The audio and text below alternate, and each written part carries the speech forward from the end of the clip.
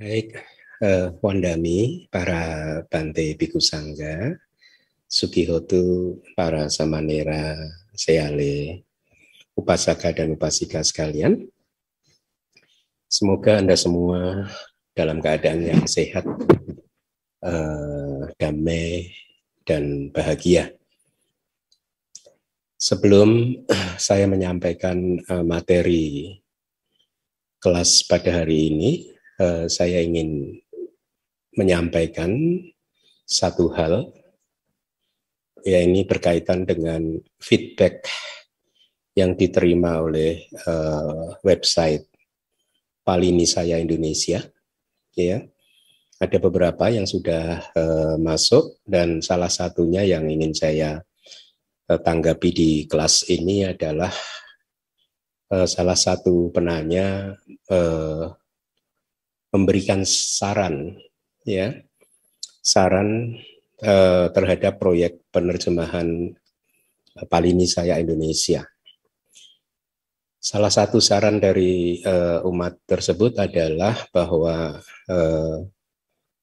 beliau menyarankan sebaiknya tim Palinisaya Indonesia bekerja sama dalam satu tim dengan penerjemah-penerjemah lain, karena menurut beliau ada beberapa pabacita yang saat ini, saya lupa kalimat tepatnya, kalau tidak salah saat ini sedang belajar di Myanmar atau yang sudah belajar di luar negeri maksud saya, yang katanya paham bahasa Pali. Jadi menurut beliau kalau dibentuk satu tim dan bekerja bersama-sama, maka pekerjaan untuk menyelesaikan proyek ini bisa menjadi lebih cepat lagi. Dan saya menjawab kepada beliau bahwa sesungguhnya sejak titik awal saya sudah memikirkan hal tersebut. Jadi kira-kira sejak 2 tahun yang lalu gitu, saya sudah memikirkan kemungkinan untuk bekerja sama dalam satu tim. Tetapi kemudian pada awalnya saya berpikir bahwa ide itu bagus, kan, secara normal kita semua sepakat bahwa bekerja bersama-sama itu pasti lebih bagus secara normal, ya. Tetapi ketika saya mencoba untuk merenungkannya lebih dalam lagi, ternyata belum tentu ide itu bagus, ya. Jadi sesuatu yang baik dicampur dengan sesuatu yang baik, hasilnya belum tentu baik. Itu. Jadi belum tentu bagus. Kenapa? Ketika saya merenung 2 tahun yang lalu, saya menyadari bahwa perbedaan background pendidikan dalam hal pendidikan kitab suci akan menjadi kendala yang besar, ya. Apalagi kalau misalkan salah satu dari mereka tidak pernah belajar kitab suci secara proper atau belajar sendiri, itu pasti akan lebih menyulitkan. Tetap saja bukan saya mengagung-agungkan pendidikan, tetapi saya menyadari bahwa menyelesaikan jenjang pendidikan yang proper itu penting sekali, ya. Karena ketika kita menyelesaikan pendidikan yang proper seperti itu, kita ini semacam sudah mendapatkan big picture dari ajaran Buddha, gambaran besar dari ajaran Buddha, ya, sehingga kita mengerti di sudut mana ada terminologi A, di sudut mana ada terminologi B, di sudut mana ada terminologi C, di sebelah mana ada terminologi D, dan seterusnya. Karena ajaran Buddha ini penuh dengan terminologi. Dan terminologi itu tidak akan bisa dipahami oleh mereka yang walaupun paham bahasa Pali, tetapi tidak pernah belajar secara proper. Ya, ini kan sebenarnya logikanya sederhana.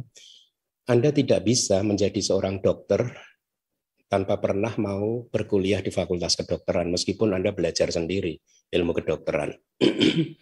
Itu hanya perumpamaan dari saya saja. Jadi kuliah di fakultas kedokteran itu menjadi instrumental, menjadi sangat penting, mutlak, ya, untuk bisa memahami ilmu kedokteran. Nah, sama sebenarnya sekolah di dalam hal belajar kitab suci itu menjadi penting dan itu menjadi fondasi untuk bisa memahami kitab suci. Jadi background pendidikan yang berbeda-beda itu akan menyulitkan karena proses saya belajar bahasa Pali dan menerjemahkan bahasa Pali, bahkan tadi pagi saya sampaikan, dulu saya sempat berhitung-hitung ketika masih menjadi pelajar di Myanmar, bahwa untuk belajar bahasa Pali saja itu membutuhkan waktu 8 tahun, bayangkan. Tidak bisa hanya belajar bahasa Pali 1 tahun, 2 tahun, 3 tahun, lalu bisa menerjemahkan, tidak bisa. Karena grammar dari bahasa Pali itu sangat kompleks, ya sangat kompleks. Jadi membutuhkan waktu 8 tahun baru siap pakai, gitu ya. Nah, kembali lagi background pendidikan tadi menyulitkan. Itu menjadi satu barrier, menjadi satu kendala. Kalau kita bekerja di dalam satu tim, kenapa? Karena nanti kita hanya akan menghabiskan waktu untuk berdiskusi, untuk menyamakan persepsi, dan itu bisa menjadi sangat time consuming. Sehingga saya berpikir daripada waktunya habis untuk itu, maka lebih baik saya bekerja sendiri. Hal yang lain adalah bahwa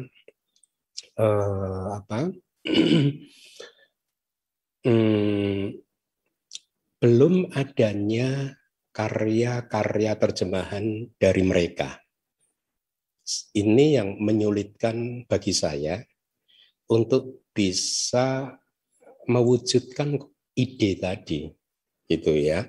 Kecuali kalau sudah ada karya-karya dari mereka yang saya bisa baca dan saya bisa yakin bahwa ini bisa bekerja bersama-sama, maka itu bagus sekali. Tetapi kan ini tidak ada karya-karyanya yang saya bisa jadikan rujukan gitu, sehingga sulit untuk membayangkan bahwa ide itu bisa terwujud gitu.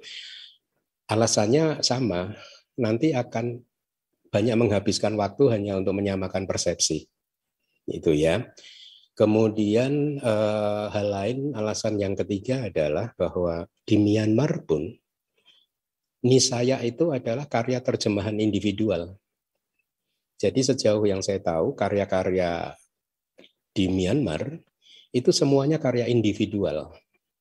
Ya, jadi prosesnya sejak beratus-ratus tahun yang lalu, katakanlah ada Sea Doa menerjemahkan, kemudian bukunya diterbitkan, lalu muncul karya counternya, katakanlah begitu ya, karya B yang mengcounter karya A, ya, yang mengkritik karya A itu.